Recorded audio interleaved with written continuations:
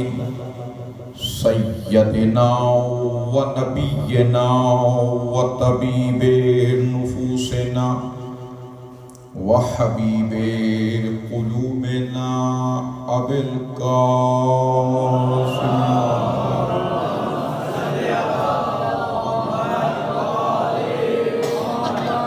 وعلى أهل بيته الطيبين الطاهرين المعصومين المظلومين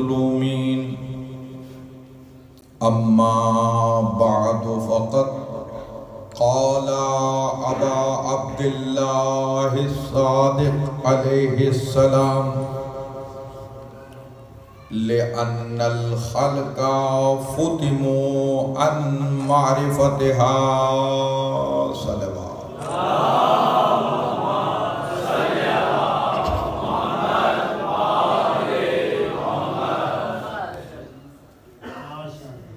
عرفان فاطمہ زہرا سلام اللہ علیہا کے سلسلے میں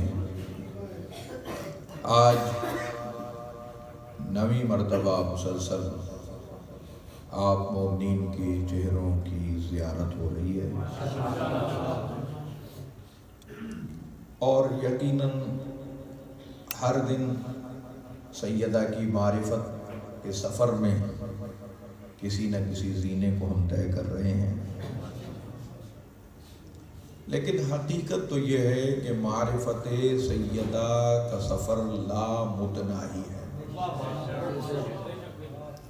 یہ سفر معرفت انسان کے بس کا روگ نہیں ہے، انسان کے بس کی بات نہیں ہے، اور سیدہ کی معرفت نہ فقط اس زمانے تک محدود ہے یا اگلے زمانوں تک محدود ہے، سیدہ کی معرفت پر زمانے گزشتہ زمانے بھی محو گردش رہے ہیں، اور یہ معرفت کا سفر ہے کہ جاری و ساری ہے اور تا ظہور امام قائم جاری و ساری رہے گا۔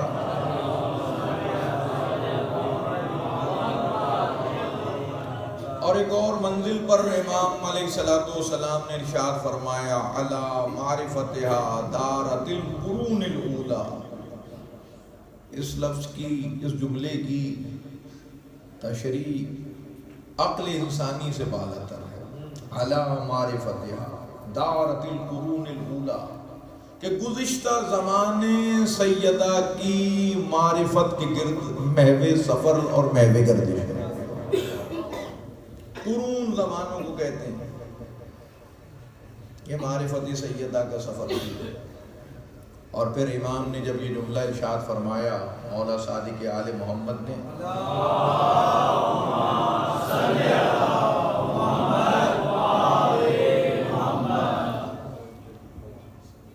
لِأَنَّ الْخَلْقَ فُتِمُوا عَنْ مَعْرِفَتِهَا، کہ جب پوچھا کہ مولا آپ کی جدہ کا نام فاطمہ کیوں رکھا گیا، تو کہا لِأَنَّ الْخَلْقَ، خلق سے پہلے الف لام ہے، الف لام کا مطلب ہے ساری مخلوق آ گئی، کہ کل مخلوق کو سیدہ کی معرفت سے جدا کر دیا ہے۔ یہ ہماری آپ کی یا بڑوں کی بس کی بات نہیں ہے کہ عرفان سیدہ اور معرفت سیدہ کے سمندر کی طرف رخ بھی کر سکے۔ ہاں، اگر وہاں سے عطا ہو تو اس سمندر سے چلنے والی کسی باد نسیم کے جھونکے سے اگر ہم سے ٹکرا جائے تو یقین مانے وہ معرفت کی نہ جانے کس منزل پر ہمیں پہنچا۔ تو میرے محترم، میرے عزیزم، آج میں چاہتا ہوں کہ آپ کی خدمت میں لفظ بطول کی کچھ تشریح کروں۔ میرے محترم سید شہباز علی شاہ صاحب بھی موجود ہیں، تو شاہ صاحب بطول کسے کہتے ہیں، اس پر چند معروضات آج کی اس تقریر میں پیش کرنا چاہتا ہوں۔ ایک مرتبہ صلوات بلند آواز سے محمد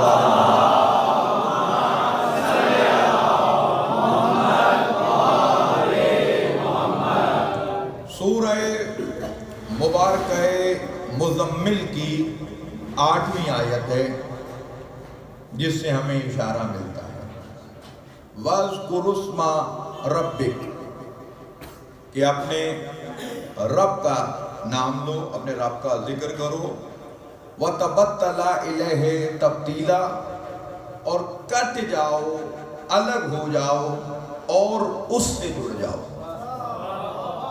تو یہیں سے بطلہ سے نکلا ہے بطول، یعنی جو مخلوق سے کٹ کر خدا سے جڑ جائے اسے بطول کہتے ہیں۔ جو بطلہ ہوگی، جو الگ ہوگی، وہ منفرد ہوگی۔ تو سیدہ یکتا ہیں، سیدہ منفرد ہیں، سیدہ کے ایسے خصائص موجود ہیں جو دیگر معصومین میں بھی نہیں ہیں۔ اگر کسی ہستی کے کچھ خصائص ہوتے ہیں، 14 میں بھی ہر ہستی کے اپنے اپنے خصائص ہیں، یعنی خاتم النبیین کوئی اور نہیں ہو سکتا کائنات میں محمد مصطفیٰ کے سوا، وہ ہے خاتم النبیین۔ مولود کعبہ 14 میں کوئی اور نہیں ہے، یہ علی کی خصوصیت ہے۔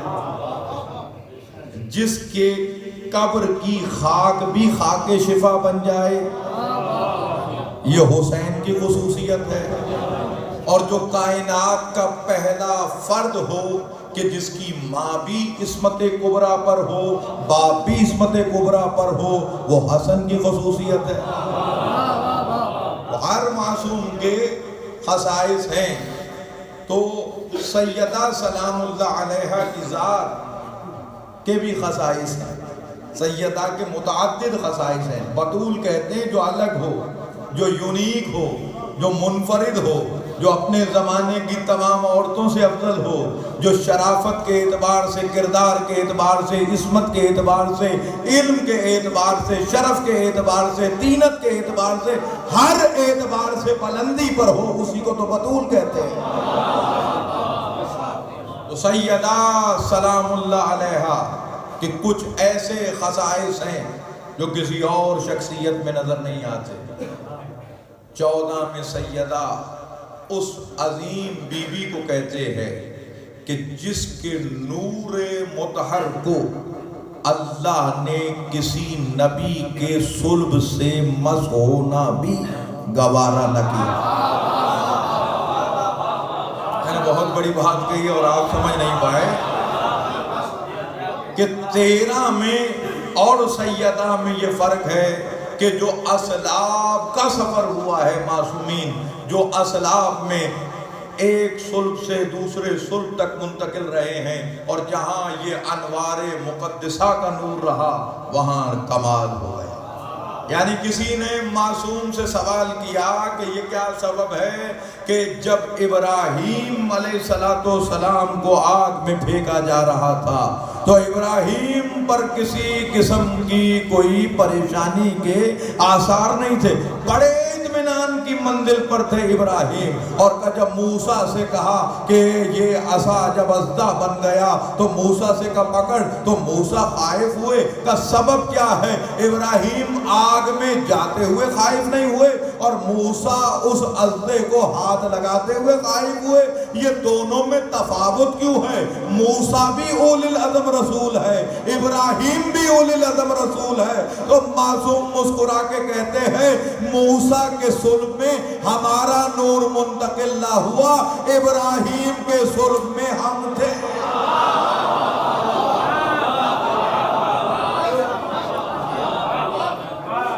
تو یہ انوار مقدسہ آدم سے لے کے، تبھی تو آپ زیارت میں پڑھتے ہیں، کل آپ پڑھیں گے نا زیارت امام حسین، کنت نوراً فی الاصلاب شامخہ، کہ میں گواہی دیتا ہوں کہ آپ کا نور اصلاب شامخہ اور ارحام مطہرہ میں سفر کرتا رہا۔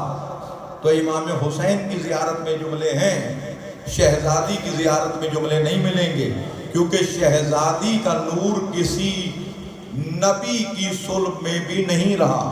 شہزادی کا نور جب پیغمبر خدا معراج پر گئے، بلکہ پھر تب جملہ تبدیل کرو، جب اللہ نے رسول کو معراج پر بلایا، یہ خود نہیں گئے، یہ تو خدا نے بلایا ہے۔ تو حاجی آصف جب پہنچے ہیں معراج پر اور اس منزل پر پیغمبر نے اس نور ایک درخت کو دیکھا کہ جس پورے درخت پر ایک ہی سیب تھا. اس نورانی سیب کو جب پیغمبر نے کھانا چاہا تو وہ سیب آیا.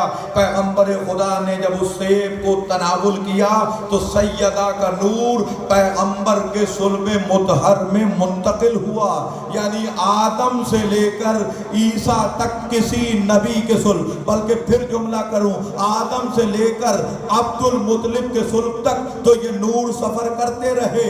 عبد المطلب کے صلب میں آنے کے بعد نور دو حصوں میں منتقل ہوا. ایک نور امامت ابو طالب میں چلا گیا، نور نبوت عبداللہ میں چلا گیا، لیکن فاطمہ کا نور کسی صلب میں نہ رہا. یعنی غیرت الہیہ نے یہ گوارا ہی نہ کیا کہ بطول کا نور کسی نبی کے صلب میں بھی امانت رکھا.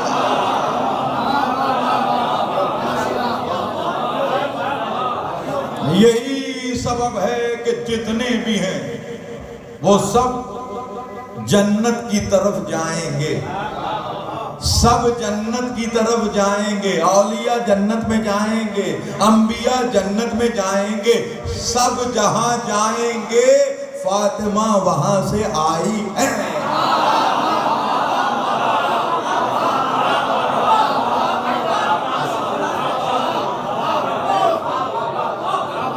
اور یہ سیدہ ہی کا صدقہ ہے.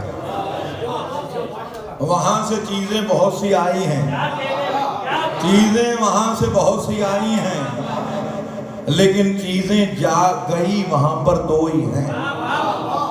دو ہی چیزیں زمین سے آسمان کی طرف جنت میں داخل ہوتی ہیں. ایک چیز تھی وہ جو فاطمہ کے ہاتھ کی پکی ہوئی روٹیاں جو زمین سے عرش کی طرف گئی، اور دوسری چیز ہے فاطمہ کے بیٹے کے غم میں بہے ہوئے آنسو.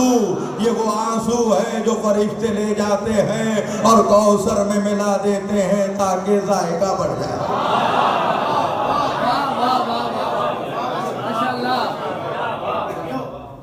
تو دو ہی چیزیں ہیں.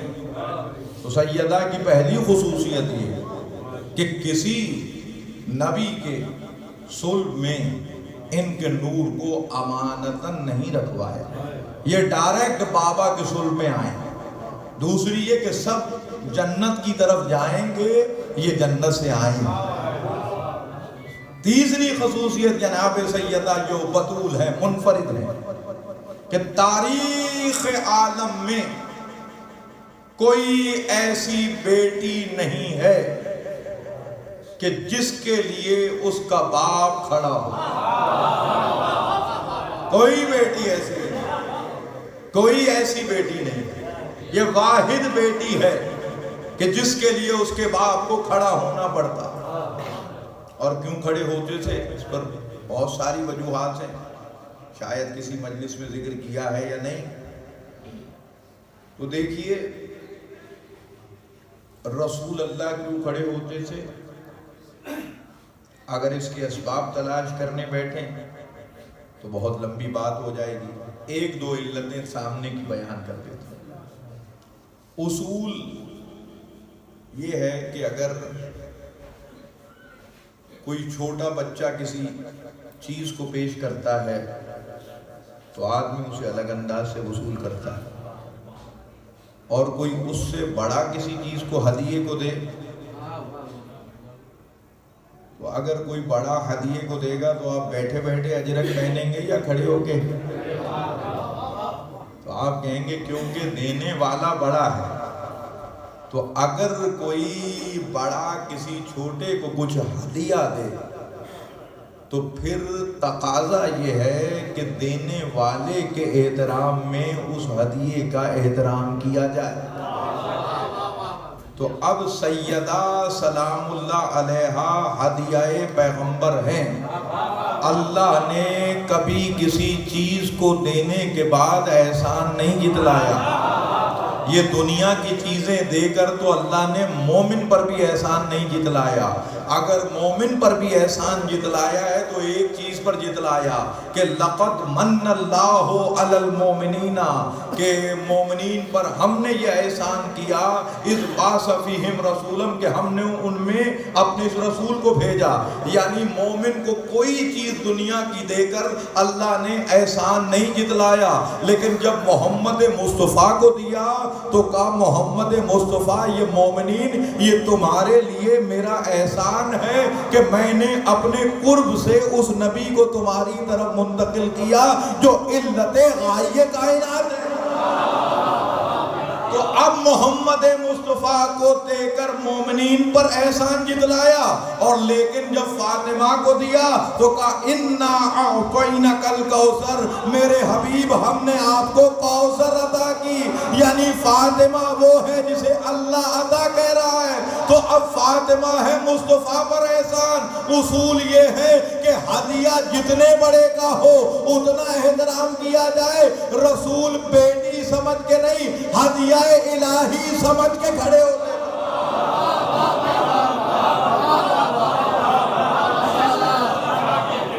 یہ ہدیہ پیغمبر ہے، یہ تحفہ خدا ہے. اے سیدہ ہدیہ الہی ہے جسے پورے قرآن میں آتینا کا لفظ کبھی آیا ہی نہیں رسول کے لیے. جنت تو ان کی روٹیوں کا صدقہ، اور اس پر بھی اللہ نے یہ نہیں کہا شہباز شاہ صاحب کہ یہ احسان ہے. جزاہم بما صبروا جنتوں و حریرا، یہ جزا ہے بدلہ ہے احسان نہیں. جنت دے کر احسان نہیں جتلایا. فاطمہ دی تو کہا انا اعطینک الکوثر. یہی سبب ہے کہ جب شہزادی تشریف لاتی رسول کھڑے ہوتے، چند قدم آگے بڑھتے، ہاتھوں کا بوسہ لیتے اور رسول خدا شہزادی کو اپنی جگہ بٹھاتے، خود پہلو میں بیٹھ جاتے.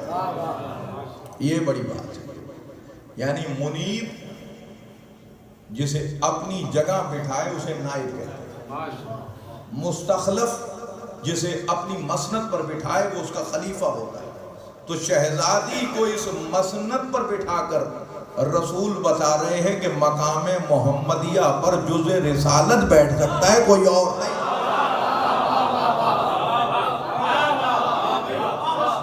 اب وہ فاطمہ تو بذت منی ہو یا علی منی وانا من ہو. اور یہ بھی دیکھیے میں بھی 2 بیٹیوں کا باپ ہوں، تو ہم بھی گناہگار لوگ ہیں لیکن بچیوں میں فرق نہیں کرتے، بچیوں میں ڈسکریمنیشن نہیں کرتے. اور کبھی ایسا ہوتا ہے ایک جیسی 2 چیزیں نہیں ملتی اور غلطی سے لے جاؤں تو پھر میری بیٹیاں کہتی ہیں اب پاپا آپ اس سے زیادہ پیار کرتے ہیں، اس کو اس کلر کی چیز دلائی. کلر کا فرق بھی ہو جائے تو بچیاں کہتی ہیں آپ فرق کرتے ہیں. میں کہتا ہوں رسول کی 4 بیٹیاں تھی، ایک کے لیے کھڑے ہو رہے ہیں، باقیوں کے لیے کہیں یہ بھی نہیں ہے کہ بیٹھے بیٹھے ہاتھ ملایا ہو. تو یہ کیا سبب ہے؟ اگر میں مباہلہ دیکھوں تو مباہلے میں مجھے بطول نظر آتی ہے. اگر آیہ تطہیر کا نزول دیکھوں تو چادر کے نیچے فاطمہ نظر آتی ہے. اگر میں حق مہر دیکھوں تو حق مہر فاطمی ہے. اگر میں تسبیح دیکھوں تو تسبیح فاطمہ ہے. فاطمہ کو تو 100 ذکر کی تسبیح دے دی، کسی کو 5 ذکر والی بھی نہیں دی. تسبیح ہے تو فاطمہ کی، مہر ہے تو مہر فاطمی، مباہلے میں ہے تو مباہلے میں فاطمہ، سیدۃ النساء العالمین ہے تو سیدۃ النساء العالمین فاطمہ، جنت کی سردار ہے تو جنت کی سردار فاطمہ، جنت سے کھانے آ رہے ہیں تو فاطمہ کے لیے آ رہے ہیں، نواسے ہیں تو رسول جنہیں کاندھوں پر بٹھا رہے تو فاطمہ کے بیٹے، اولاد فاطمہ سے چل رہی ہے.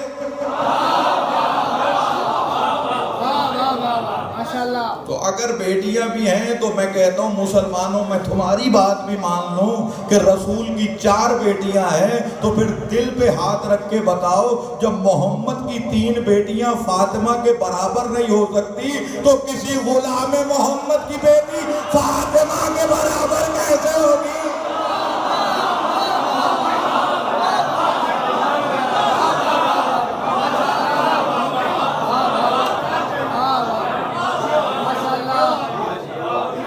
سلامت رہی فاطمہ زہرا سلام اللہ علیہ وہ ہستی ہے، یہ خصوصیت جناب زہرا ہے، صاحب الصواعق المحرقہ ابن حجر مکی اور دیگر متعدد علماء اہل سنت نے اس حدیث کو نقل کیا کہ پیغمبر خدا نے ارشاد فرمایا کہ اللہ اس کے صلب سے قرار دیا اور میری اولاد کو علی اور فاطمہ کے صلب میں علی کے صلب میں قرار دیا فاطمہ کے ذریعے پر۔ یعنی یہ کیا سبب ہے؟ یا رسول اللہ آپ کی اولاد آپ کے صلب سے نہیں آئی؟ تو معصوم نے ارشاد فرمایا اگر رسول کی اولاد رسول کے صلب سے ہوتی تو رسول ہے افضل الانبیاء، تو پھر اللہ ابراہیم کے بیٹے کو نبی بنائے، یعقوب کے بیٹے کو نبی بنائے اور مصطفیٰ کا بیٹا نبی نہ بنے، تو کہا پھر اگر رسول کا بیٹا ہوتا تو پھر وہ علی کی جگہ اسے امام بنانا پڑتا۔ یہ سبب ہے رسول کے بیٹے لیے، لیکن رسول کے بیٹے صلب علی سے حسن حسین کی صورت میں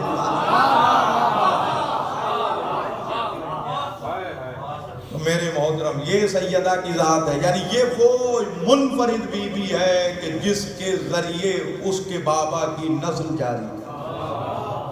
آج آل رسول ہے تو سیدہ کے ذریعے۔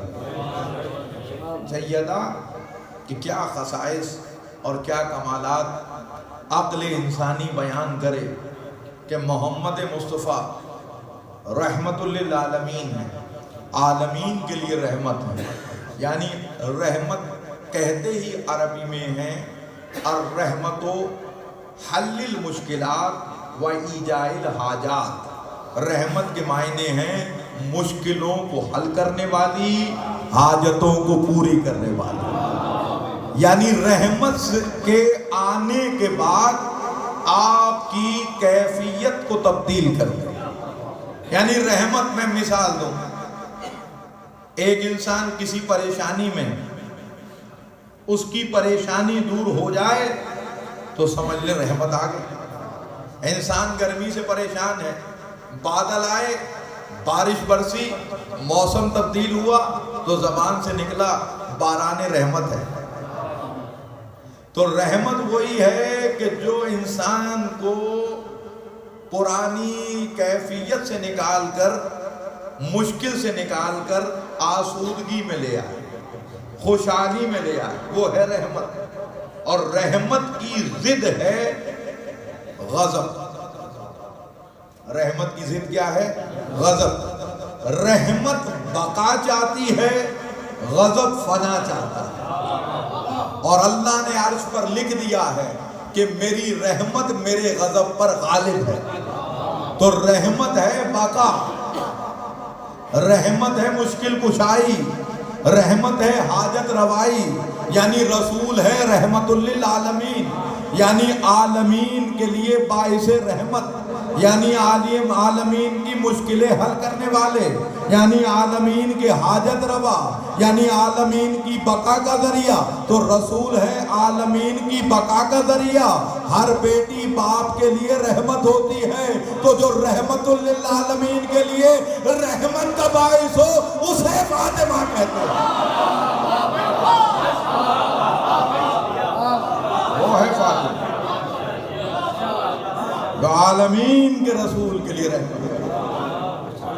اور دیکھیے خود پیغمبر نے ارشاد فرمایا، جب سوال کیا یا رسول اللہ آپ دو شخصیات کو بطول کہتے ہیں، ایک بطول ہے مریم اور ایک آپ اپنی بیٹی فاطمہ کو کہتے ہیں، سبب کیا ہے؟ کہ بطول اس خاتون کو کہتے ہیں کہ جسے کوئی ایک لمحہ بھی مصلی روک نہ سکے.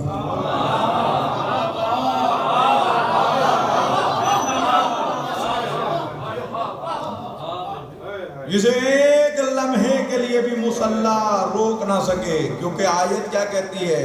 وَتَبَتَّلْ إِلَيْهِ تَبْتِيلًا، دنیا سے کٹ کر خدا سے جڑ جاؤ.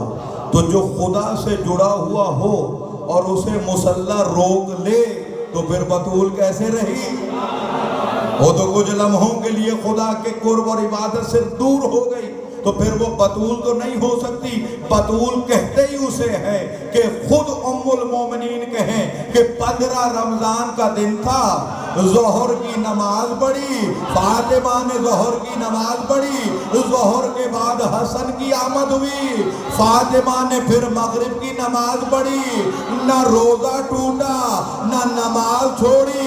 تو معلوم ہوا فاطمہ اور ہے، عورتیں دوسری.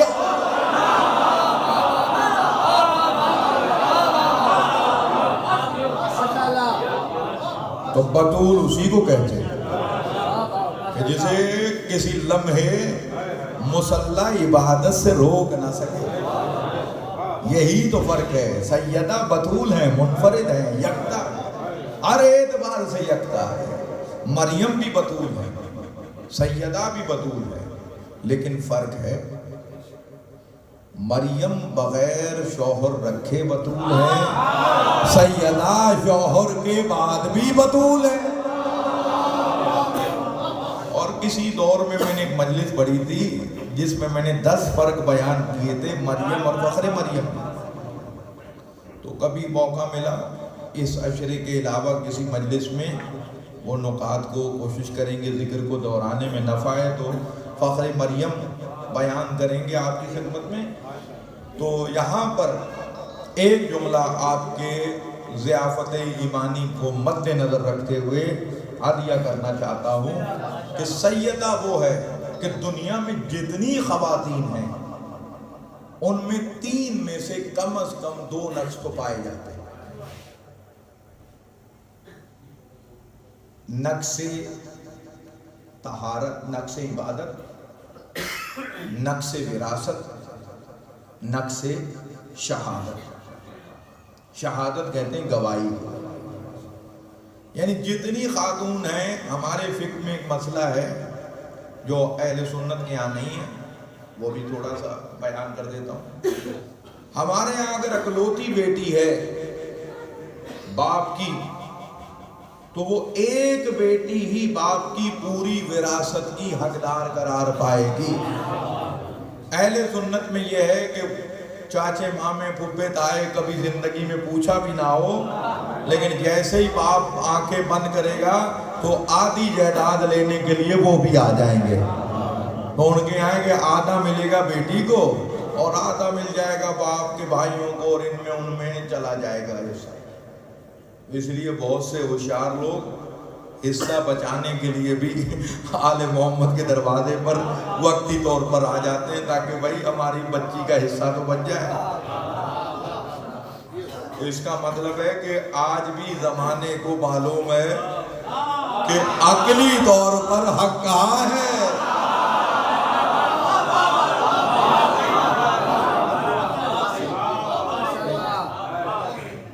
تو اگر بہن اور بھائی دونوں موجود ہیں تو شریعت میں بھائی کا حصہ ہے ڈبل اور بہن کا اس کا آدھا. ایسے ہی ہے جناب، اگر وراثت میں 300 ایکڑ زمین چھوڑی ہے تو 200 ایکڑ مل جائے گی بھائی کو اور 100 ایکڑ مل جائے گی بہن کو، اسے آدھا ترکہ ہے. تو اب میرے محترم، میرے عزیزم، سیدہ نقص وراثت سے محفوظ ہیں کیونکہ سیدہ عقل ہوتی ہیں. لیکن یہ اور کسی خاتون بھی اگر قدرتی طور پر عقل ہوتی ہو تو وہ بھی نقص وراثت سے بچ جائے گی. لیکن باقی 2 نقص ہیں. ایک ہے نقص عبادت. خاتون پورے مہینے مصلی پر نہیں کھڑی ہو سکتی، لیکن جسے اللہ بطول بنائے اسے مصلی روکتا نہیں ہے. تو سیدہ نقص عبادت میں شامل نہیں ہے، اس سے محفوظ ہیں. اور تیسرا نقص شہادت. شہادت یعنی گواہی. عورت کی جب گواہی کے معاملات ہوتے ہیں تو عورت کی دو عورتوں کی گواہی ایک مرد کی گواہی کے برابر قرار پاتی ہے. لیکن فاطمہ اس گواہ توحید و رسالت کو کہتے ہیں کہ جتنی گواہی مصطفیٰ کی مباہلے میں تلی اتنی فاطمہ کی.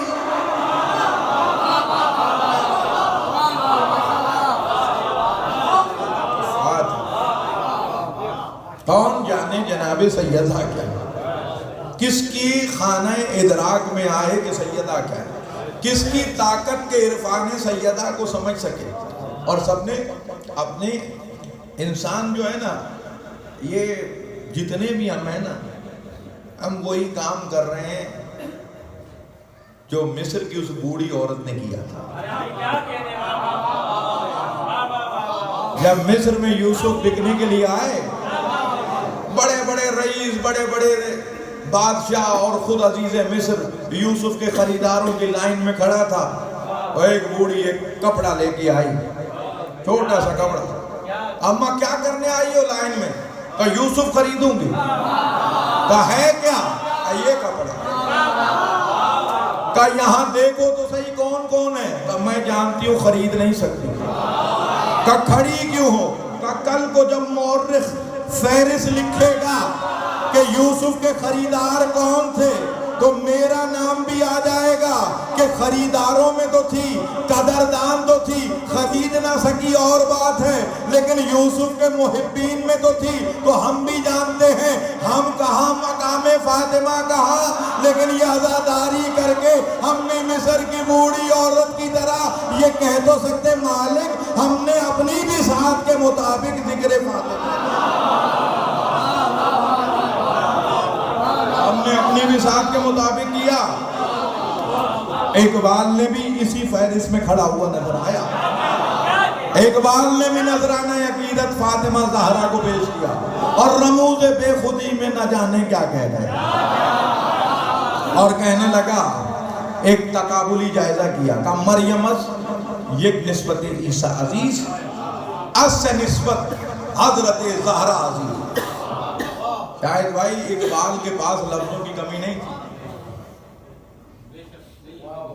بھٹی صاحب اقبال کے پاس لفظوں کی کمی نہیں تھی، بڑا عظیم شاعر تھا.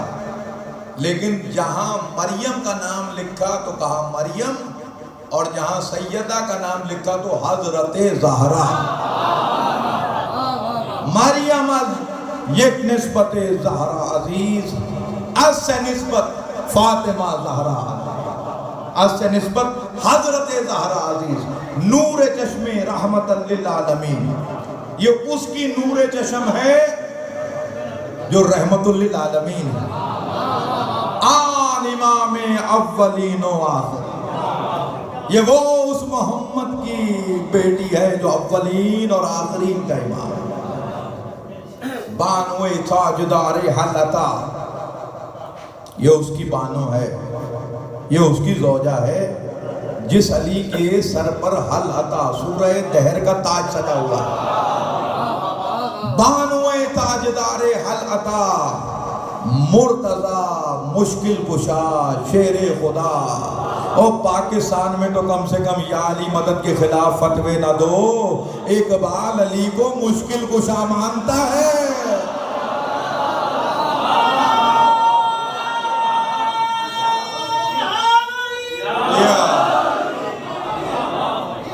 مرتضی مشکل کشا شیر خدا، یہ اس کی زوجہ ہے جو مرتضی ہے، مشکل کشا ہے، شیر خدا ہے. مادریان مرکز پرکار عشق، مادریان قافلہ سالار عشق، یہ اس کی ماں ہے جو اہل عشق کا، عاشقوں کا پرکار عشق مرکز ہے. یہ اس حسن کی ماں ہے. مادریان قافلہ سالار عشق، یہ اس حسین کی ماں ہے جو عاشقوں کا قافلہ سالار ہے. میرے محترم، میرے عزیزم، اقبال نے کہا مریم ایک نسبت سے عزیز ہے، وہ مادر عیسیٰ ہے۔ فاطمہ زہرا 3 نسبتوں سے عزیز ہیں، ان کے پاس 3 نسبتیں ہیں کہ وہ محمد کی بیٹی ہیں، وہ علی کی زوجہ ہیں، وہ حسنین کی ماں ہیں، اور پھر نہ جانے کہاں چلا گیا۔ پھر کہتے ہیں رشتہ آئین حق زنجیر پاس، پاس فرمانے جناب مصطفیٰ۔ اقبال کو شریعت کی بیڑیوں نے روکا ہوا ہے اور محمد مصطفیٰ کے قول کا خیال ہے اے اقبال یہ بیڑیاں ٹوٹ جائیں، یہ کسی قول کی پرواہ نہ ہو تو پھر کیا کرو گے؟ اگر کہتا ہے رشتہ آئین حق زنجیر پاس، باس فرمانے جناب مصطفیٰ، ورنہ گردے تربتش گردید میں سجدہ او برخاک او پاشید میں دنیا کعبے کا طواف کرتی ہے، اقبال بطول کی قبر کا طواف بھی کرے، اس پر سجدے بھی۔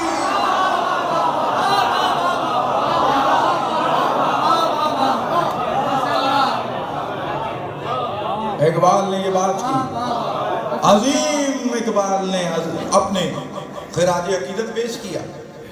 اقبال نے جب خراج عقیدت پیش کیا تو ہمیں ایک آواز اور سنی، ایران سے ایک آواز بلند ہوئی، ڈاکٹر علی شریعتی کہا اقبال یہ کیا تعارف کرا رہے ہو فاطمہ کا؟ تم فاطمہ کا تعارف کرا رہے ہو کہ یہ محمد کی بیٹی ہے، تم فاطمہ کا تعارف کرا رہے ہو کہ یہ علی کی زوجہ ہے، تم فاطمہ کا تعارف کرا رہے ہو کہ یہ حسنین کی ماں ہے۔ تو پوری کتاب لکھی علی شریعت نے انہیں فاطمہ فاطمہ فاطمہ فاطمہ فاطمہ فاطمہ ہے، اور اس کتاب کے آخری کی 3 سطروں میں پوری کتاب کا نچوڑ لکھ کے کہتے ہیں کہ میں نے فاطمہ زہرا کا تعارف کرانا چاہا کہ یہ بنت محمد ہے، یہ تعارف کافی نہیں تھا۔ میں نے فاطمہ کا تعارف کرانا چاہا کہ فاطمہ زہرا بن زوجہ علی ہے، یہ تعارف کافی نہ تھا۔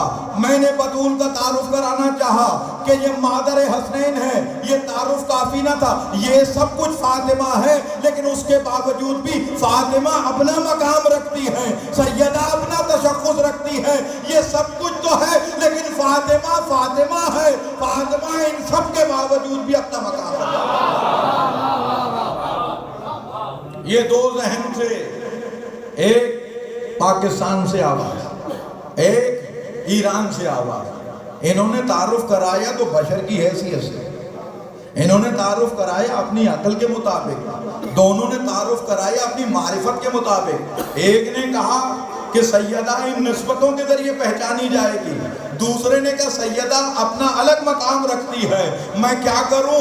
جب ذہنوں والوں نے یہ تعارف کرایا تو جب میں نے دیکھا کہ ذہنوں کے خالق نے جب چادر کے نیچے تھے تو تب تعارف میں کہا ہم فاطمہ تو وابوہا وبالوہا وبنوہا، ہم محمد کے ذریعے نہیں، ہم علی کے ذریعے نہیں، ہم حسنین کے ذریعے نہیں، ہم ان کا تعارف فاطمہ کے ذریعے کرائیں گے کہ بزم ملائکہ پہچان لو یہ محمد فاطمہ کا بابا ہے، یہ علی فاطمہ کا شوہر ہے، یہ حسنین فاطمہ کے بیٹے ہیں، بطول مرکز تعارف کرے گی۔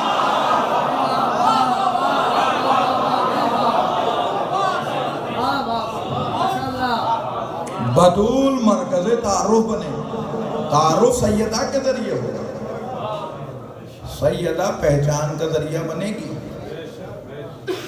تاریخ میں 2 بیٹیاں ہی ہیں،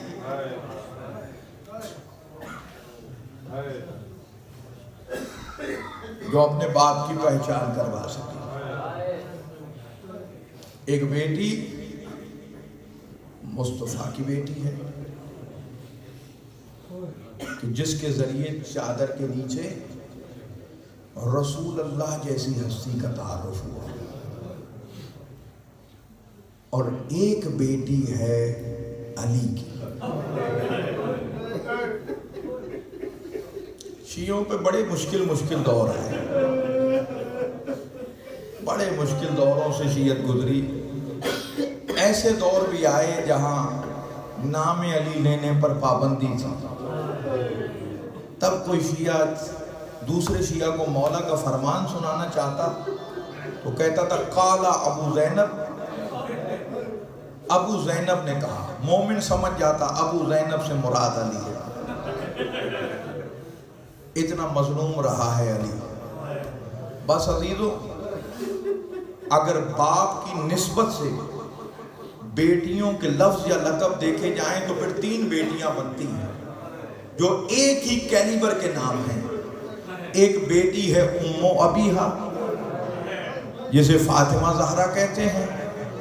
ایک بیٹی ہے زینب جسے باپ کی زینت کہتے ہیں. ایک ہے 4 برس کی بطول جسے سکینہ کہتے ہیں. سکینہ باپ کو تسکین پہنچانے والا. اور تینوں بیٹیوں کے اپنے اپنے درد ہیں. سکینہ کی یہ درد ہے کہ 12ویں امام کو کہنا پڑا میرا سلام ہو اس معصومہ پر جس کے رخساروں کا رنگ سفر کے دوران تبدیل ہوتا ہے. بس عزیزو گریہ ہو چکا. 2 جملے اور اجازت. کل زندہ رہے تو انشاءاللہ مسائل پڑھیں گے، شہادت پڑھیں. 2 جملے. حسین کی بیٹی کے اپنے دکھ، علی کی بیٹی کے اپنے دکھ، محمد کی بیٹی کے اپنے دکھ. لیکن سیدو غیر سیدو، میں ہاتھ جوڑ کے آپ سے سوال کرتا ہوں، آج حسین کی بیٹی کی شام میں شاہی ہے؟ آج علی کی بیٹی کی شاہی ہے؟ جو بقیہ کے زوار ہیں جنہوں نے بنت محمد کی قبر دیکھی ہے، زہرا آج بھی اتنی مظلوم ہے کہ اس کی قبر پر کوئی ظاہر ہائے زہرا کہہ کے نہیں رو سکتا. آج بھی دنیا میں ایسا قبرستان ہے جہاں سپاہی فقط اس لیے کھڑے ہیں کہ کوئی بنت محمد کی قبر پر پہنچ کر بطول کو پرسا نہ دے. آج بھی بنت زہرا کے، آج بھی زہرا کی قبر پر الا لعنت اللہ علی الکافرین.